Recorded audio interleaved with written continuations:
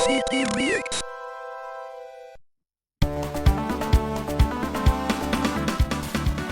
Think about your all-time favorite game, the one that you keep coming back to no matter how many times you've played it. Have you ever heard anyone else talk about it? Would you consider it an underrated gem? Everyone has their preferences, and with so many games available, your top pick is likely different from someone else's. There are countless videos out there ranking things like the top 10 Super Nintendo games or the best RPGs of all time. And while those are interesting topics, the lists are based on the player's experiences and taste. I think it's more interesting to share the games that I always return to when I'm unsure of what to play. Instead of narrowing it down to a single console and giving my top 5, I'm going to highlight my favorite games to replay across all of Nintendo's consoles and handhelds, and give myself about a minute to talk about each game. I am by no means saying these games are the best on their respective consoles. These are merely the games that I find myself playing when I have a free pocket of time. If you disagree with any of my picks, let me know down in the comment section below. But for now, let's dive in.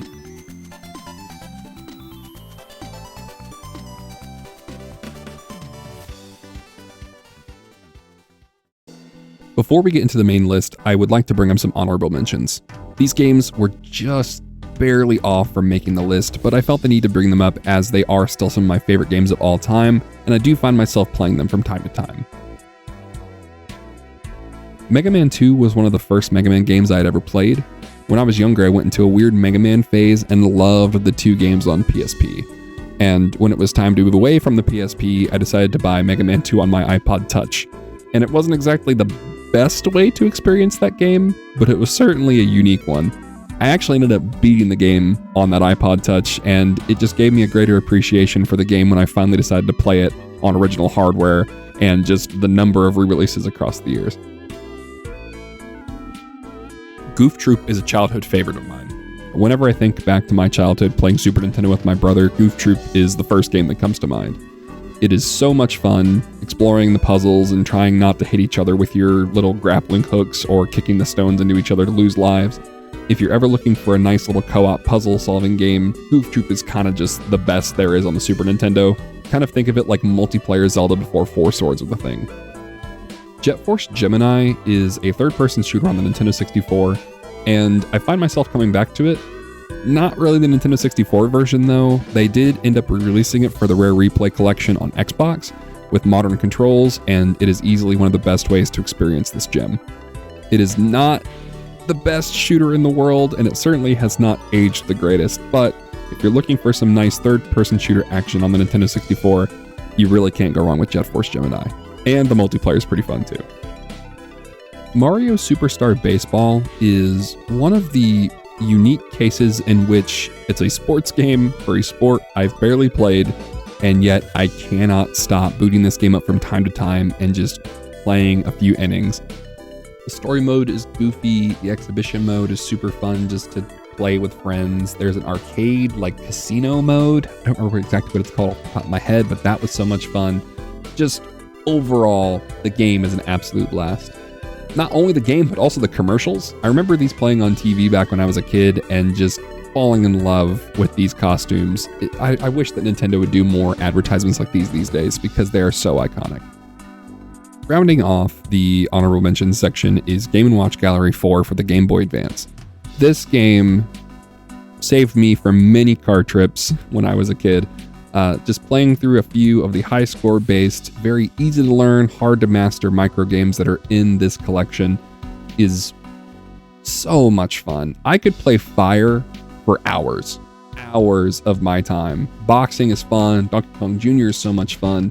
If you're ever looking for a game to download either on a Delta emulator or you have a Game Boy Advance available to you, there really is no better game to kill 5 minutes, 10 minutes, an hour with than Game & Watch Gallery 4.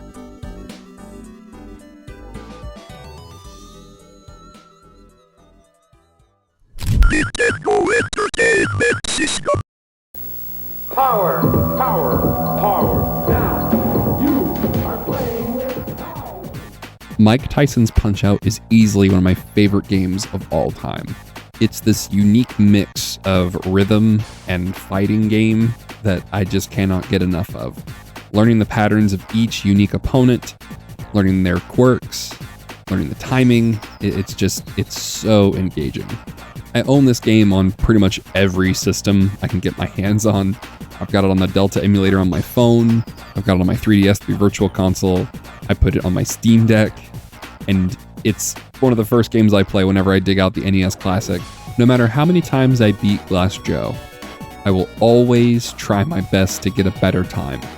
And I'm typically pretty good about knocking him down in the first 43 seconds. To this day, I still haven't beaten Mike Tyson, but soon I will, and I will earn that title. If you have an opportunity to play any of the games, Punch-Out, Super Punch-Out, or Punch-Out on Wii, I honestly cannot recommend them enough.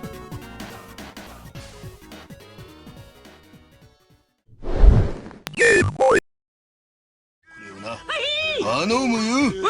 4つのゲームが2つのモードで新登場。 Okay, I know I brought up Game & Watch Gallery 4 in the honorable mentions, but hear me out. Game & Watch Gallery for the original Game Boy was my first experience with the Game & Watch Gallery series as a whole. I went over to a friend of mine's house, and his older brother had a Game Boy Color, Mario Deluxe, and Game & Watch Gallery for the original Game Boy. And I remember playing Fire for the very first time on that Game Boy Color and just falling in love with the game. So then when I finally picked up Game & Watch Gallery 4 years later and finding out that it had my favorite game from that original game on it, I was so happy. However, coming back to this game every once in a while is just so nostalgic for me. And while I love the updated aesthetic from the Game Boy Advance game, Game & Watch Gallery 1 just has a certain charm to it that cannot be beaten. Absolutely gorgeous sprite work, catchy tunes. You really can't go wrong with this game. I reshelled a DMG that I got from a flea market a handful of years ago, and this was one of the first games I loaded onto a flash cart that I got at the same time. And I spent the remainder of that day trying to set a high score in Fire. And that's not even mentioning the other 3 games on this cart. Manhole is easily the hardest of the 4. Octopus is more timing based than anything. And Oil Panic, while I might not understand it and I just don't really enjoy this game that much, it's still fun to go to every once in a while. Not only do you have updated versions of all of these games on here, you also have the original Game & Watch versions as well. So technically it's 8 games in one cart, but really I just come back to the updated games. The modern games is what they call them, because they are just so well done. If you find yourself looking for a quick time waster, Game & Watch Gallery is just such a good time.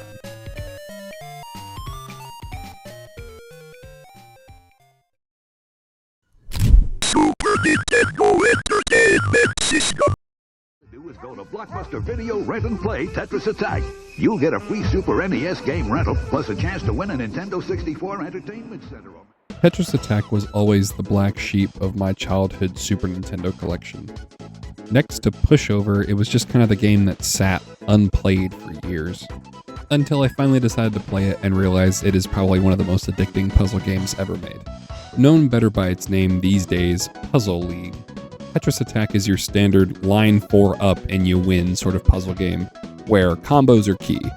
I grew up more with Tetris Attack's younger brother, Pokemon Puzzle League on the Nintendo 64, but this version of the game is still the one I go back to these days. And if I don't have access to an emulator or my Super Nintendo Classic or really any other hardware that has this game installed, I don't mind playing Panel de Pon, the Japanese version of this game, on the Nintendo Switch Online service. Puzzle League is actually one of my wife's favorite puzzle games, or just games in general, so I feel like if I didn't mention it, I would probably never hear the end of it. It's easy to learn, hard to master, and it's just a delight for the eyes. It's definitely one of the best that the Super Nintendo has to offer when it comes to graphics and music.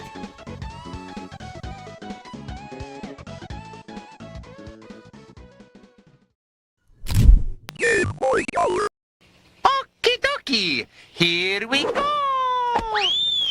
Mamma mia, that's some... Mario Golf on the Game Boy Color is not a game that I grew up with, it's actually more of a recent discovery. The only 2 Mario Golf games that I played up to this point were Mario Golf Toadstool Tour on the GameCube and Mario Golf Super Rush on the Switch. And while in one of my Mario Golf moods, I decided to try Mario Golf on the Game Boy Color. And it is surprisingly good for a mobile version of Mario Golf for the Nintendo 64 that released in 1999 for the Game Boy Color. Completely ignoring the story mode that this game has to offer, it's just a very basic version of the Mario Golf gameplay that was on the Nintendo 64. It's actually pretty impressive. So if I find myself in a mood where I want to play some Mario Golf but don't exactly have a more powerful handheld on me, I find myself playing an entire 18-hole course and vibing along to the delightful chiptune soundtrack. And while it's not my personal recommendation for somebody's first Mario Golf game, it's pretty nice to have on a phone emulator or on a Game Boy Flash cart, just for a quick game of golf.